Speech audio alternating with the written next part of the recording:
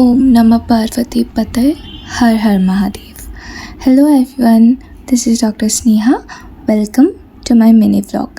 আমি আমার একটা ব্লগে বলেছিলাম এখানে শ্রাবণ মাসটা একটু পরে পড়ে, তাই আজকে শ্রাবণ মাসের প্রথম সোমবার ছিল। আমি আর আমার বর দুজনেই আজকে উপোস রেখেছিলাম। আমরা চলে গেছিলাম মন্দিরে স্নান করে।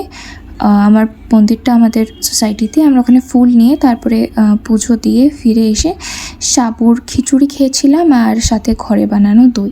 আমাদের আবার পেশেন্টও ছিল, অ্যাপয়েন্টমেন্ট ছিল আগে থেকেই, তো আমি জলদি আলু ঘি দিয়ে টমেটো দিয়ে একটা সবজি বানিয়ে নিয়েছিলাম আলুর, যেটা আমার খুব পছন্দের।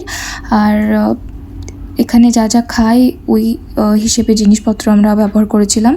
তো এটা আমি ফার্স্ট টাইম খাচ্ছি না, আমি আগেও খেয়েছি। তারপরে মিডলে আমি একটু ফল খেয়ে নিয়েছিলাম, প্লাম আর অ্যাপেল। তারপরে রেডি হয়ে আমরা ক্লিনিক চলে গেছিলাম। ক্লিনিকের কোনো ক্লিপ আমার নেওয়া হয়নি।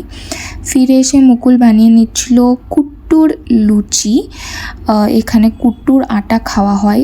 তারপরে আম খেয়ে আমরা চলে গেছিলাম আবার আমবালার কাছে, কারণ কি ফেরার সময় আমরা আম কিনেছিলাম, সেগুলো বাজে ছিল, তো আমি আবার ফেরত দিতে গিয়েছিলাম।